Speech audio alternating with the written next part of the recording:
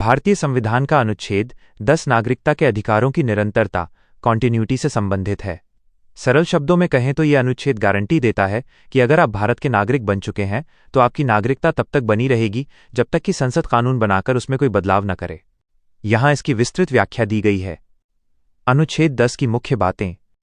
अनुच्छेद 10 यह प्रावधान करता है कि प्रत्येक व्यक्ति जो इस भाग 2 के पूर्वगामी प्रावधानों में से किसी के तहत भारत का नागरिक है या समझा जाता है, संसद द्वारा बनाए गए किसी भी कानून के प्रावधानों के अधीन नागरिक बना रहेगा।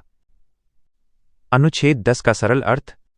1. नागरिकता की गारंटी। यह अनुच्छेद उन सभी लोगों को सुरक्षा देता है जिन्होंने अनुच्छेद 5 से 9 के तहत भारत की नागरिकता प्राप्त की है। यह सुनिश्चित करता है कि आपकी नागरिकता किसी सरकार की मर्जी से अचानक छीनी नहीं जा सकती। 2. संसद की शक्ति। अनुच्छेद 10 ये भी स्पष्ट करता है कि नागरिकता के अधिकार संसद द्वारा बनाए गए कानून के अधीन है। इसका मतलब है कि संसद भविष्य में नागरिकता के नियमों में बदलाव कर सकती है या नागरिकता खत्म करने के आधार तय कर सकती है, जैसे देशद्रोह या किसी दूसरे देश की नागरिकता लेना। 3. स्थिरता का भाव।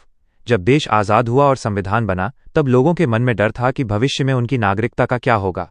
इस अनुच्छेद ने उस अनिश्चितता को दूर किया और एक कानूनी आधार दिया। अनुच्छेद 10 की आवश्यकता क्यों पड़ी?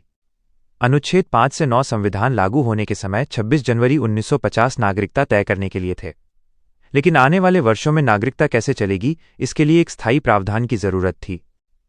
अनुच्छेद 10 एक पुल की तरह काम करता है जो संविधान के शुरुआती प्रावधानों को भविष्य के संसदीय कानूनों जैसे नागरिकता अधिनियम 1955 से जोड़ता है। ये मनमाने ढंग से नागरिकता वापस लेने पर रोक लगाता है।